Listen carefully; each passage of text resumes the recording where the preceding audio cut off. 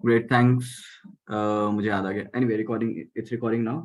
तो मैं क्या बता रहा था, सुपरपोजिशन। सुपरपोजिशन ही क्वांटम को क्वांटम का एसेंस देता है एक्चुअली।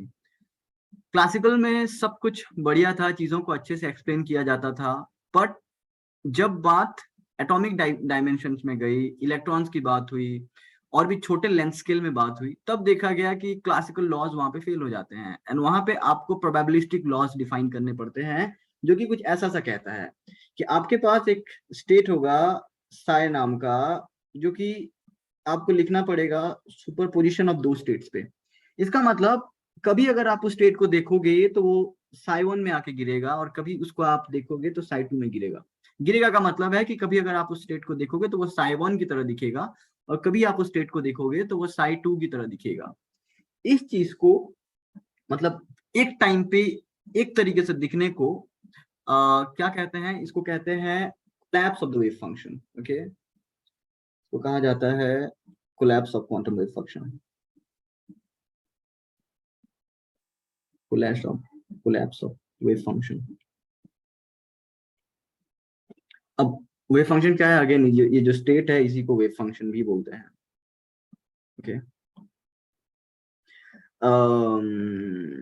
ठीक है। तो बेसिक क्रक्स जो चीज है यहाँ पे, जो समरी है वो ये है कि हम किसी भी क्वांटम स्टेट को अलग अलग स्टेट्स के सुपरपोजिशन में लिख सकते हैं, या फिर ये कहूं कि किसी स्टेट को अगर मैं देखता हूं, क्वांटम स्टेट को ओवर द टाइम, तो मुझे अलग अलग टाइम पे वो अलग अलग सब स्टेट में दिखेगा। लेट्स कॉल देम सब स्टेट।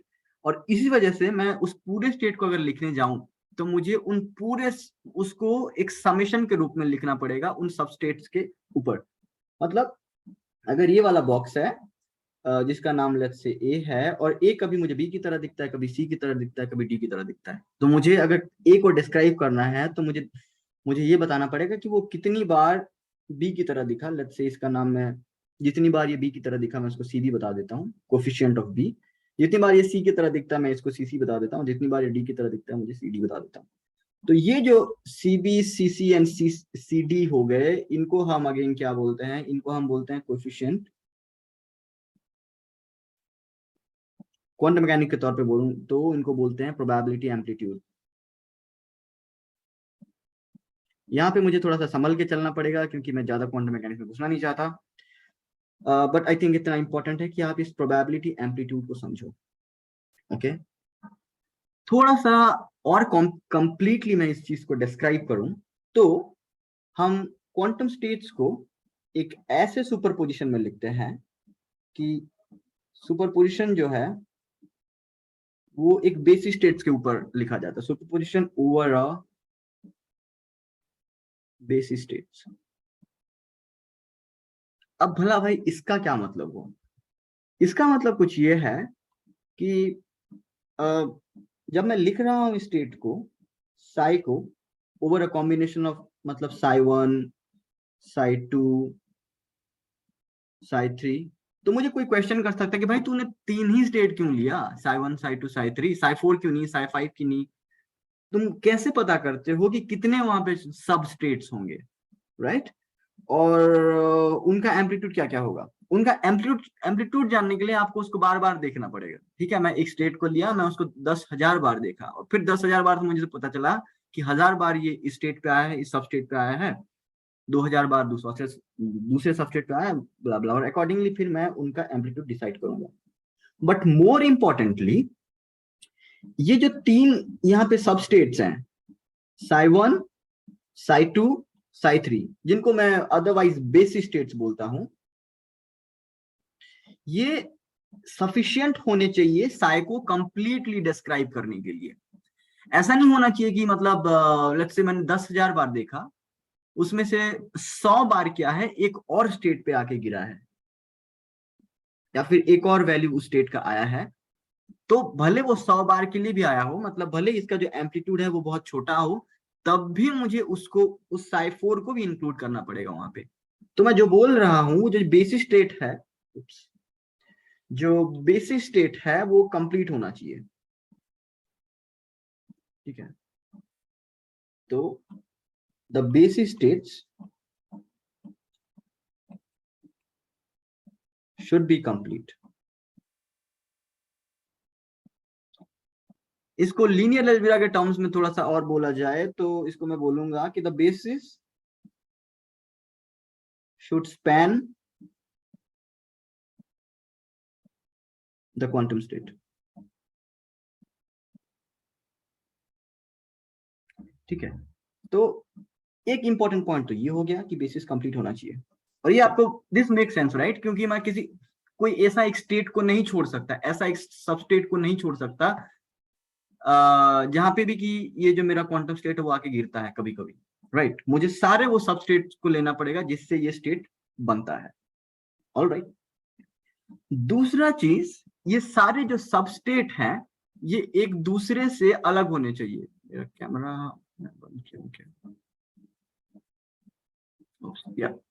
कहां से पहले पता चल जाता। एनीवे दूसरा जो नोशन है वो ये है कि जो सारे सबस्टेट्स हैं साई 1 साई 2 साई 3 साई 4 ये आपस में डिसजॉइंट होना चाहिए। इसका मतलब साई 1 और साई 2 अगर एक जैसे दिखने लग गए कि साई 2 और साई 3 एक जैसे दिखने लगे तो फिर मुझे साई को साई 1 और साई 2 के अलग अलग कॉम्बिनेशन में लिखने का कुछ मतलब सेंस नहीं बनेगा, राइट। साई 1 साई 2 साई 3 साई 4 ये कंप्लीटली अलग अलग होंगे एक दूसरे से, तभी जाके मैं साई को इनके सुपरपोजिशन या फिर इनके मिक्सचर के हिसाब से लिख सकता हूँ। नो सॉरी नॉट मिक्सचर, इनके सुपरपोजिशन के हिसाब से लिख सकता हूँ, क्योंकि मिक्सचर एक कंप्लीटली अलग टर्म है। इसको नोट कर लीजिए, ये बाद में हम देखेंगे कि मिक्सचर क्या होता है, वो सुपरपोजिशन से कंप्लीटली अलग होता है। एनीवे अभी के लिए माइंड नहीं करना है इसको, मैंने बस बताया। तो साई 1 साई 2 साई 3 और साई 4 एक दूसरे से अलग अलग होनी चाहिए ताकि आप अच्छे से साई को कैटेगराइज कर सको उन स्टेट्स में। और वो अलग अलग होने का जो क्राइटेरिया है उसको क्वांटम मैकेनिक्स के लैंग्वेज में बोलते हैं ऑर्थोगोनैलिटी। ओके, मुझे अपना कलर सिलेक्शन लेवल थोड़ा बेटर करना पड़ेगा। एनीवे ऑर्थोगोनैलिटी, ठीक है। तो ऑर्थोगोनैलिटी क्या करता है, ये इन सारे सबस्टेट्स को एक दूसरे से कंप्लीटली अलग बनाता है, right. So it differentiates between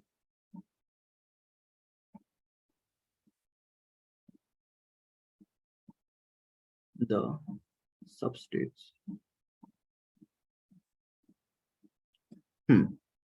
और ये कब होता है, ये तब होता है जब मैं साई 1 और साई 2 का इनर प्रोडक्ट लेता हूं वो 0 हो, साई 2 और साई 3 का इनर प्रोडक्ट लूं वो भी 0 हो।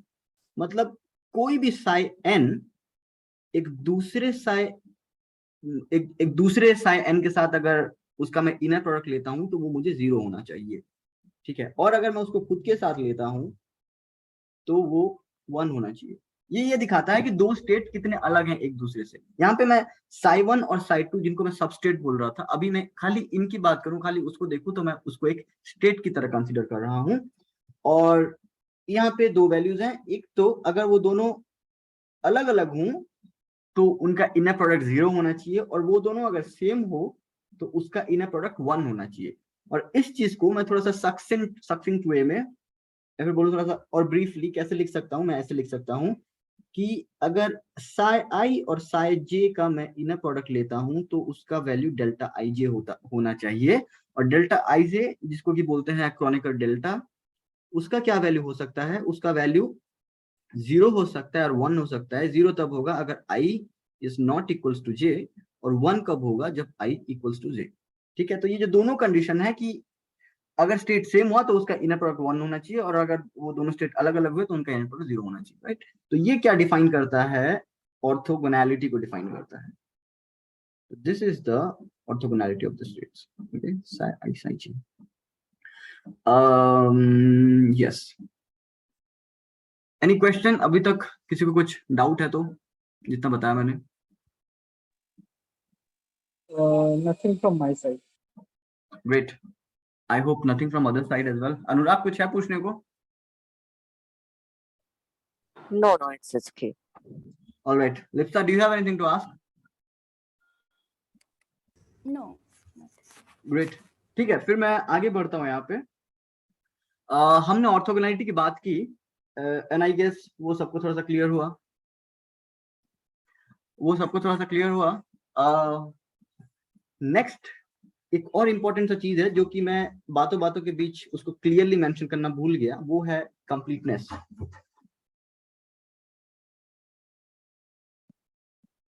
एक तरीके से मैंने इसको ऑलरेडी बता दिया है कि ये जो बेसिस है आपका psi1 psi2 psi3 psi4, ये सफिशिएंट होना चाहिए psi का स्टेट को कंप्लीटली डिस्क्राइब करने के लिए। इस चीज को अगर थोड़ा सा हम मैथमेटिकली लिखें तो ऐसा लिखेंगे कि ये जो बेसिस है psi1 psi2 का, ये जैसे दिखेगा ऐसे दिखेगा। अगर मैं इन सारे बेसिस को लिखता हूं इस तरीके से, psi1 psi1 plus psi2 psi2 plus psi3 psi3, ये क्या है, आउटर प्रोडक्ट्स है यहाँ पे, प्लस psi4 psi4, ये चारों यहाँ पे बेसिक स्टेट्स हैं। ये मिलके क्या होने चाहिए, आइडेंटिटी होनी चाहिए। ओके, यहाँ पे मेरा क्लेम क्या है कि ये जो साई है ये कंप्लीटली डिस्क्राइब हो रहा है इन छोटे छोटे 4 सबस्टेट से। तो यहाँ पे इसीलिए क्योंकि ये 4 हैं, तो इन चारों का कंप्लीटनेस कैसे चेक होता है, इस तरीके से चेक होता है कि उन चारों का अगर आप आउटर प्रोडक्ट लो और उनको सम करो तो आपको ये मिले। इसको थोड़ा सा और सक्सिंक्ट वे में, थोड़ा सा और पैक्ड वे में मैं कैसे लिखूंगा, मैं ऐसे लिख सकता हूँ कि summation over psi I, where psi I cat forms the basis, should be identity. Identity matrix, identity matrix कैसे दिखता है, just for the sake of completion, diagonal में 1 होंगे और ऑफ डायगोनल में 0 होगा। ये 2x2 का आइडेंटिटी मैट्रिक्स। आप 4x4 का अगर बनाओगे तो डायगोनल में 4 होंगे, राइट? ओके, हाँ, तो आई होप कि आप लोगों को इस नोटेशन से कुछ खास दिक्कत नहीं हुई होगी। ये दिख थोड़ा सा कंप्लीट मतलब वियर्ड हो सकता है, मैं भी जब पहली बार दिखा था मुझे बहुत कंफ्यूजन हुआ था, पर मतलब यही है कि आप अगर सारे बेसिक स्टेट्स को खोल के ऐसे एक आउटर प्रोडक्ट्स लोगे तो उनका जो सम होना चाहिए वो 1 होना चाहिए, ठीक है? तो इन दोनों कंडीशन को अगर आप मिला के लिखते हो एक साथ, ऑर्थोगोनैलिटी एंड कंप्लीटनेस, तो आपको मिलता है एक कंप्लीट ऑर्थो नॉर्मल बेसिस। यहां पे मैं एक चीज बताना भूल गया, थोड़ा सा चीज है। जब मैं ऑर्थोगोनल बोला, यूजुअली इस चीज को ऑर्थोगोनल बोला जाता है जब वो एक दूसरे के परपेंडिकुलर को भूल जाइए अभी के लिए, जब उन दोनों का इनर प्रोडक्ट 0 होता है, ठीक है? जब इनर प्रोडक्ट उनका 1 होता है तो हम उसको नॉर्मल बोलते हैं, राइट? हमने ये पहले भी डिस्कस किया था क्लास में कि इनर प्रोडक्ट 1 मतलब उसका जो नॉर्म है वो 1 हो जाता है, तो उसको नॉर्मल बोला जाता है। और इन दोनों को मिलके ऑर्थोनॉर्मेलिटी का कंडीशन डिसाइड होता है। तो मैं इस कंडीशन को यहाँ पे कंप्लीटली मुझे क्या लिखना चाहिए, ऑर्थोनॉर्मेलिटी लिखना चाहिए, ठीक है? तो ओवरऑल जो मेन क्राइटेरिया है एक क्वांटम स्टेट को उसके बेसिक स्टेट्स के सुपरपोजिशन में लिखने का, वो एक ऑर्थोनॉर्मल कंप्लीट बेसिस के क्राइटेरिया को फॉलो करना चाहिए। तो साई को मैं अगर ऐसा लिखता हूं, सी आई टाइम्स साई आई, इसका की मतलब क्या है, इसका की मतलब है कि साई जो है वो अपने बाकी स्टेट्स के ऊपर सुपरपोजिशन है, और वो सारे स्टेट्स मिलके क्या बनाते हैं, एक ऑर्थोनॉर्मल कंप्लीट बेसिस बनाते हैं, फिर एक कंप्लीट ऑर्थोनॉर्मल बेसिस बनाते हैं, राइट? आई होप ये भी क्लियर होगा सबको, अगर नहीं तो मुझे पूछो क्वेश्चन।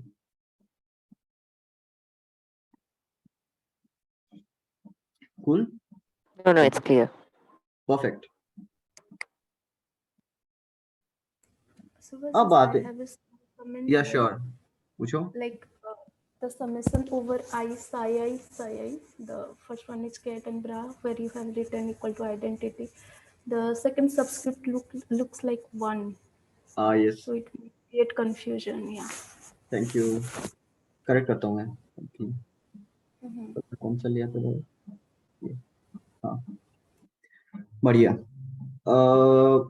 आगे बढ़ते हैं। हम टेंसर प्रोडक्ट में थे और फिर मैं टेंसर प्रोडक्ट से कहाँ घुस गया, मैं क्वांटम सुपरपोजिशन में चला गया, राइट? अब मैं क्यों गया क्वांटम सुपरपोजिशन में टेंसर प्रोडक्ट से? मैं इस पर्टिकुलर रीजन की वजह से गया था, जहां पे मैं अभी फिर से लौट रहा हूं। मैं बोलना चाहता हूं कि जो क्यूबिट्स होते हैं हमारे, या फिर क्वांटम बिट्स होते हैं,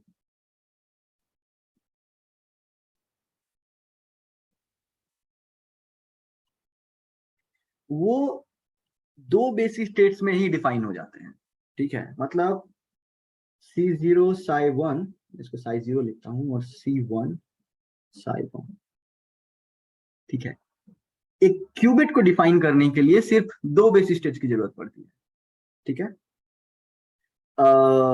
जिस तरीके से बिट को डिफाइन करने के लिए भी दो ही, राइट, या तो 0 होगा या फिर 1 होगा। क्लासिकल में, क्लासिकल हमारे जो नॉर्मल कंप्यूटर्स हैं, क्वांटम कंप्यूटर में क्या होता है, वो 0 और 1 सेम टाइम पे होता है, लेकिन 0 और 1 का ही कॉम्बिनेशन होगा, वहां पे कोई दूसरा नहीं आता, 0 1 और या फिर 2 3 ऐसा नहीं आता। क्यूबिट के बारे में, मतलब क्वांटम बिट के बारे में, सिंगल क्यूबिट के बारे में, तो वहां पे दो ही स्टेट्स आते हैं, 0 एंड 1, psi0 और psi1। तो डेफिनेटली यहाँ पे जो psi0 और psi1 है, वो कौन सा रूल को फॉलो करना चाहिए? अगेन कंप्लीट ऑर्थोनॉर्मल बेसिस के रूल को ही फॉलो करना चाहिए। ओके, ठीक है, तो वो इस चीज को फॉलो करता है। लेकिन अगर हम दो क्वांटम बिट को साथ साथ रखें, ठीक है, दो क्वांटम बिट को अगर साथ साथ रखें, मतलब कि पहला क्वांटम बिट अपने में एक ऑर्थोनॉर्मल बेसिस को सेटिस्फाई करता है, और दूसरा क्वांटम बिट जो है वो भी अपने में एक ऑर्थोनॉर्मल बेसिस को सेटिस्फाई करता है, तो उनका जो कंबाइंड सिस्टम है वो भी अपने में एक ऑर्थोनॉर्मल बेसिस को सेटिस्फाई करना चाहिए। ये मेरा बोलने का मतलब है। ओके, तो और ये कंबाइंड सिस्टम का कैलकुलेशन देखने के लिए हम किसका हेल्प लेते हैं? हम हेल्प लेते हैं टेंसर प्रोडक्ट्स का। ओके, तो इसलिए मैं बताया कि ये चीज मतलब क्वांटम सुपरपोजिशन में आया टेंसर प्रोडक्ट से। ओके, अब हम उसको प्रूफ करके देखते हैं कि मैं क्या प्रूफ करने के लिए जा रहा हूं। यहाँ पे मैं एक स्टेटमेंट लिखता हूं कि two quantum systems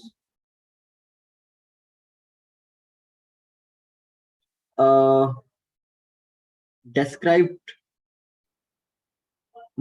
with their orthonormal basis, complete orthonormal basis, when combined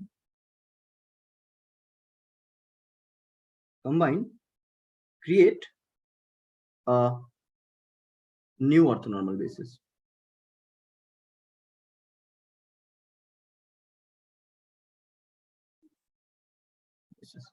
okay, तो हम क्या करेंगे, दो क्वांटम सिस्टम को लेके देखेंगे, दोनों को पहले हम इंडिविजुअली कंप्लीट ऑर्थोनॉर्मल बेसिस के फॉर्म में लिखेंगे, और फिर हम दोनों का कॉम्बिनेशन लेंगे, और फिर देखेंगे कि वो कॉम्बिनेशन का जो ऑर्थोनॉर्मल बेसिस है वो आ रहा है कि नहीं, मतलब वो कंप्लीट ऑर्थोनॉर्मल हो रहा है कि नहीं।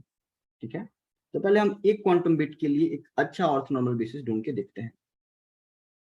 मतलब इस चीज को मैं थोड़ा सा और एक्सप्लिसिटली लिखूंगा। हम क्यूबिट को अच्छे से एक अलग अलग लेक्चर्स में देखते जाएंगे, क्योंकि क्यूबिट मतलब क्यूबिट ही पूरे क्वांटम कंप्यूटिंग को बनाते हैं। यहाँ पे मैं उनका सिर्फ जो सुपरपोजिशन वाला स्ट्रक्चर है उसके बारे में बताता हूँ आपको। तो मैथमेटिकली मैं एक क्यूबिट को ऐसे लिख सकता हूँ, साई, उसका नाम दे देता हूँ मैं, लेट्स से साई। इसको मैं C0 times 0 ket plus C1 times 1 ket लिखता हूं, जहां पे 0 का मतलब है 1 0 का वेक्टर, और 1 का मतलब है 0 1 का वेक्टर। ओके, तो क्या बोल रहा हूं कि क्यूबिट जो है वो एक दो लेवल सिस्टम है, टू लेवल सिस्टम है। या तो वो 0 वाले स्टेट में रहेगा, या तो 1 वाले स्टेट में रहेगा। सॉरी, गलत बोल दिया मैंने। वो कभी भी 0 और 1 के सुपरपोजिशन में ही होगा। या तो कभी आप उसको 0 वाले स्टेट में माप सकते हो, या फिर कभी आप उसको 1 वाले स्टेट में माप सकते हो। आप कितनी बार उसको 0 वाले स्टेट में मापते हो वो कौन डिसाइड करता है? C0। ठीक है, और कितनी बार आप उसको 1 वाले स्टेट में मापते हो वो कौन डिसाइड करता है? C1। हम जब मापने के ऊपर जाएंगे बात करने की, मेजरमेंट्स कैसे लिया जाता है, तब हम उसको और डिटेल में डिस्कस करेंगे। लेकिन अभी के लिए हमें क्या पता है कि क्यूबिट को हम या तो 0 में मापेंगे या फिर 1 में मापेंगे। ठीक है, फिर जाहिर सी बात है कि ये 0 और 1 मिलके एक ऑर्थोनॉर्मल एंड कंप्लीट बेसिस बनाया, राइट। तो अभी हम चेक करते हैं इसका ऑर्थोनॉर्मलिटी एंड कंप्लीटनेस। तो मैं ऑर्थोनॉर्मलिटी की डिस्कस करता हूँ पहले। ऑर्थोनॉर्मलिटी क्या होना चाहिए, हमें जो आई और जे अगर दो उसके बेसिस स्टेट्स हैं तो वो मुझे क्या देना चाहिए, डेल्टा आई जे, या फिर मैं इसको ऐसे भी लिख सकता हूँ, this is as good as psi i और साई जे। नोटेशन से ज्यादा इंपॉर्टेंट है यहाँ पे, नोटेशन थोड़ा सा कई बार कंफ्यूजिंग हो सकते हैं क्योंकि कुछ लोग साई आई साई जे का इनर प्रोडक्ट को डेल्टा आई जे लिखते हैं, कुछ लोग आई और जे का इनर प्रोडक्ट डेल्टा आई जे लिखते हैं, डिपेंडिंग अपॉन आप उनको मतलब सुपरपोजिशन में किस तरीके से लिखते हो। पर यहाँ पे मतलब ये होना चाहिए कि जितने इनर प्रोडक्ट्स हैं वो जीरो होंगे अगर वो अलग अलग बेसिस स्टेट्स पे ले रहा हूं, और वो इनर प्रोडक्ट्स वन होगा अगर वो सेम बेसिस स्टेट के ऊपर है। तो मैं ये कहना चाहता हूं यहाँ पे कि अगर आप 0 0 लो तो मुझे 1 मिलना चाहिए, अगर आप 1 1 लो तो भी मुझे 1 मिलना चाहिए, लेकिन अगर आप 0 1 लो तो 0 मिलना चाहिए, या फिर 1 0 लो तो आपको 0 मिलना चाहिए। और अगर आप इन दोनों वेक्टर के साथ ये कैलकुलेट करोगे, हमने इनर प्रोडक्ट निकालना सीख लिया है, तो आपको ये वाला चीज सेटिस्फाइड मिलेगा। ठीक है, मैं इसको अलग से यहाँ पे कैलकुलेट नहीं करूंगा, आप ये कर सकते हो। दूसरा रिक्वायरमेंट क्या था हमारा, कंप्लीटनेस। कंप्लीटनेस का मतलब क्या था कि समेशन ओवर सारे बेसिस स्टेट्स, राइट। साई आई हमारा क्या होना चाहिए, आइडेंटिटी। इसको मैं यहाँ पे करके दिखाता हूँ।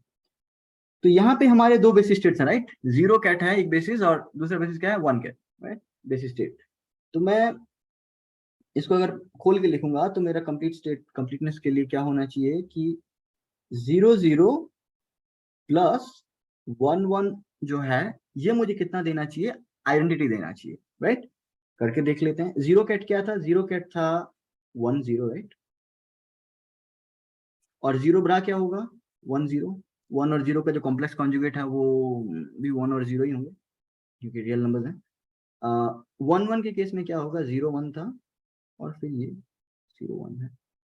अब भाई इनको अगर कैलकुलेट करें तो ये जनाब बन जाएंगे 1 1 0 0, तो 1 0 0 0, और फिर ये जनाब बन जाएंगे 0 0 0 1, और दोनों मिलके दे दिए हैं हमें हमारा आइडेंटिटी मैट्रिक्स। बिंगो, हो गया। तो 0 और 1 जो है वो बकायदा एक बहुत ही अच्छा ऑर्थोनॉर्मल बेसिस बनाते हैं, किसके लिए, एक क्यूबिट के लिए, एक सिंगल क्यूबिट के लिए, या फिर मैं बोलूं एक 2 लेवल क्वांटम सिस्टम के लिए। कोई डाउट है, कोई क्वेश्चन है यहाँ पे? ग्रेट, इसका मतलब सब No, no, clear. it's clear. Perfect. ठीक है, तो हमने क्या किया, एक क्यूबिट को लिया यहाँ पे, राइट। मैंने एक क्यूबिट को लिया यहाँ पे, साई को लिया था, जो कि क्या था, साई 0 0 प्लस 1 1 है। मैं एक और क्यूबिट को लेता हूँ जिसका नाम मैं फाई देता हूँ, मतलब एक और 2 लेवल सिस्टम को लेता हूँ। इसको मैं दे देता हूँ A0 0 प्लस A1 1। ठीक है, अब इन दोनों का जो कंबाइंड सिस्टम होगा, ओके, इन दोनों का कंबाइंड सिस्टम होगा वो क्या होगा, साई टेंसर्ड 5 होगा। मतलब उन दोनों को अगर मैं एक साथ देखना चाहता हूँ तो इसको अगर मैं कैलकुलेट करूंगा तो ये क्या कैलकुलेट होगा, C0 0 प्लस C1 1 टेंसर्ड विथ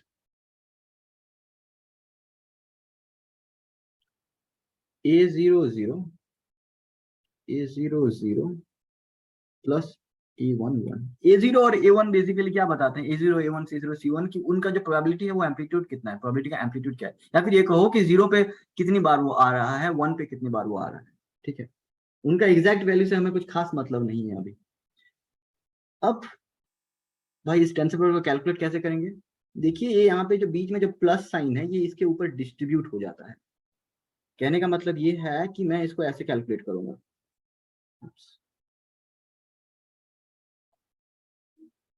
मेरे बैकग्राउंड में काफी नॉइज है and I can not help, I am sorry about that. मैं इसको ऐसे करूंगा, C0 0 टेंसर्ड होगा पहले पूरे दूसरे वाले सिस्टम के साथ। ये पहला सिस्टम है, ये दूसरा सिस्टम है, ओके, पहला सिस्टम है दूसरा सिस्टम है। C00 को मैं पहले दूसरे वाले सिस्टम के साथ ऑपरेट कराऊंगा, A11, और फिर C11 वाले सिस्टम को अलग से मैं A00 प्लस A11 के ऊपर ऑपरेट करूंगा। ठीक है, अब ये टोटल मुझे क्या दे देगा?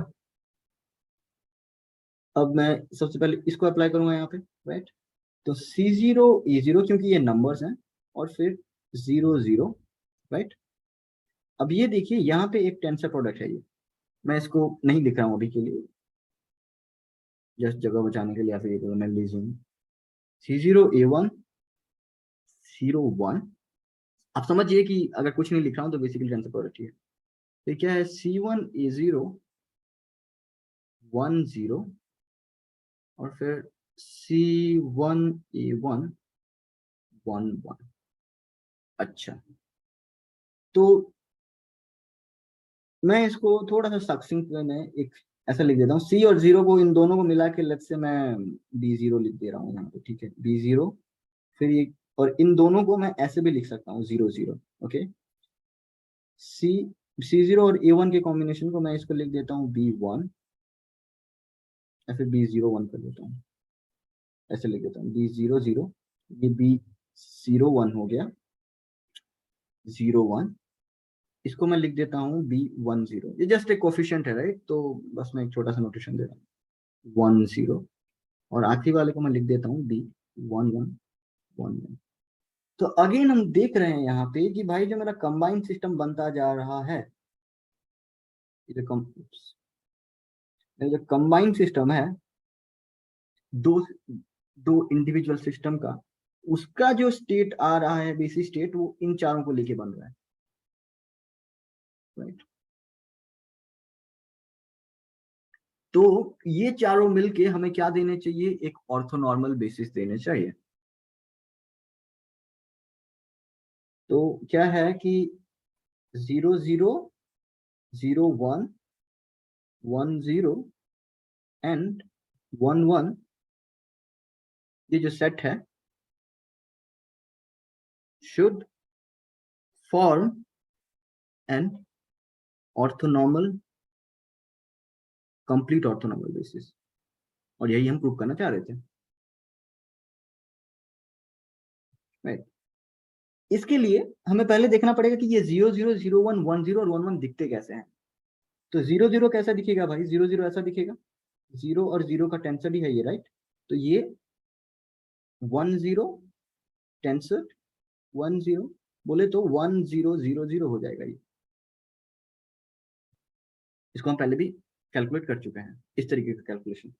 सिमिलरली जो बाकी के मेरे वेक्टर्स हैं, 0 1 कैसा दिखेगा? 0 1 कुछ ऐसा दिखेगा, 0 1 0 0, ये मैं आप पे छोड़ दे रहा हूँ, आप कैलकुलेट कर लेना, आप काफी समझदार हो, इतना तो समझदार हुई कि ये कर लोगे। 0 0 1 0, और जो आखिरी स्टेट है 1 1, इसको मैं 0 0 0 1।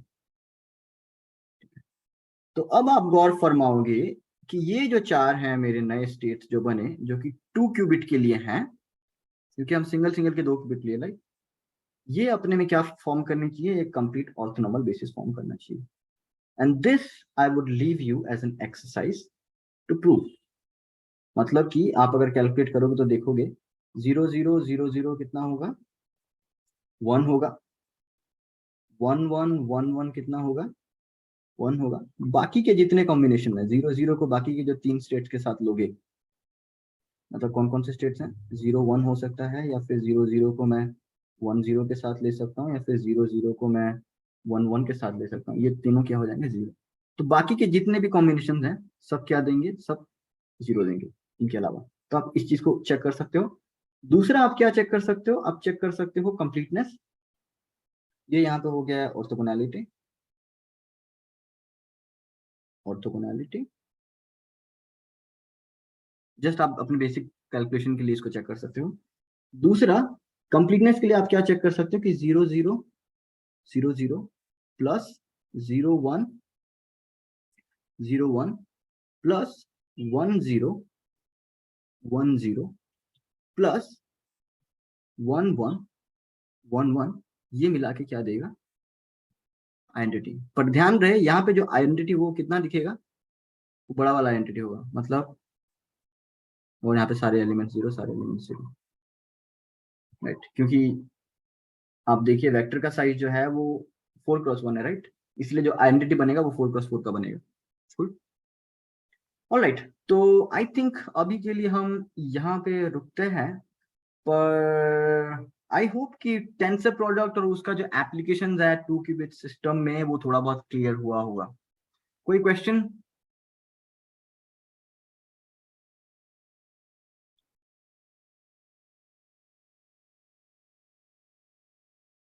नहीं, तो आई बिलीव सबको समझ में आ गया होगा। तो जस्ट टू क्विकली रिकैप, हमने क्या देखा कि इनर प्रोडक्ट है, आउटर प्रोडक्ट है और टेंसर प्रोडक्ट है। टेंसर प्रोडक्ट का फायदा क्या है कि हम अलग अलग क्वांटम सिस्टम को, इंडिविजुअल क्वांटम सिस्टम को एक साथ लिखते हैं, क्योंकि एक साथ लिखना ही पड़ेगा, क्योंकि एक बिट से काम थोड़ी होता है भाई। हम मेरे लैपटॉप का 500 GB है, ओके, और तो गीगाबाइट्स है, तो कितना ज्यादा बिट्स मुझे चाहिए। तो क्वांटम कंप्यूटिंग में हमें बहुत कम बिट्स चाहिए क्लासिकल कंप्यूटर के कंपैरिजन में, पर फिर भी बहुत सारे बिट्स चाहिए, राइट। तो बहुत सारे मुझे क्वांटम बिट्स चाहिए। अब बहुत सारे क्वांटम बिट्स को लिखने के लिए मुझे क्या करना पड़ेगा, अच्छे से मतलब स्ट्रक्चर करने के लिए मुझे टेंसर प्रोडक्ट्स का मतलब लेना, टेंसर प्रोडक्ट का हेल्प लेना पड़ेगा। इसीलिए हम यहाँ पे टेंसर प्रोडक्ट को समझ रहे हैं कि हम एक साथ कैसे लिख सकें अलग अलग क्यूबिट्स को। अब एक बार जब हम एक स्टेट को लिख लेते हैं, फिर हम क्या करते हैं, उन स्टेट्स के ऊपर ऑपरेशंस लगाते हैं। तो अगर हम स्टेट्स का मैथमेटिकल डिस्क्रिप्शन समझ जाएं, तो फिर हम कहाँ पे आगे बढ़ेंगे, हम आगे बढ़ेंगे ऑपरेशंस का मैथमेटिकल स्ट्रक्चर पे। और जब हम ऑपरेशन का मैथमेटिकल स्ट्रक्चर समझ जाएंगे, फिर हम कहाँ आगे बढ़ेंगे, फिर हम आगे बढ़ेंगे कि ये ऑपरेट करते कैसे हैं और करने के बाद क्या चेंज होता है, और चेंज होने से ऐसा क्या है कि ये कुछ क्वांटम एडवांटेज देता है जो क्लासिकल चीज में नहीं है। और वो क्वांटम एडवांटेज पता है कहाँ पे आता है, वो एक्चुअली आता है सुपरपोजिशन से ही, कि एक क्वांटम सिस्टम जो है वो एक टाइम पे 0 और 1 ये दोनों स्टेट पे रह रहा है, मतलब कुछ C0 प्रोबेबिलिटी, कुछ C1। एक टाइम पे मेरा बोलने का मतलब ये है कि एक टाइम पे मैं सिर्फ एक जगह पे मेजर करता हूँ, ठीक है। तो मुझे कोई एक स्टेट दिखेगा, एनी पॉइंट ऑफ टाइम आपको वो एक सुपरपोजिशन में दिखेगा। एक जब आप माप लेते हो उसको, तभी वो एक पर्टिकुलर स्टेट में गिरता है। तो this was superposition, this is superposition, और इसी की वजह से हमें क्वांटम एडवांटेज मिलता है। बट वो बात की बात है, फिलहाल हम स्टेट का स्ट्रक्चर देख रहे हैं, धीरे धीरे हम ऑपरेशंस के स्ट्रक्चर पे भी जाएंगे। बट आई होप इतना क्लियर होगा आप लोगों को। कुछ फाइनल क्वेश्चंस, कमेंट्स, कुछ भी पूरे आज के सेशन को लेके किसी का कुछ है तो?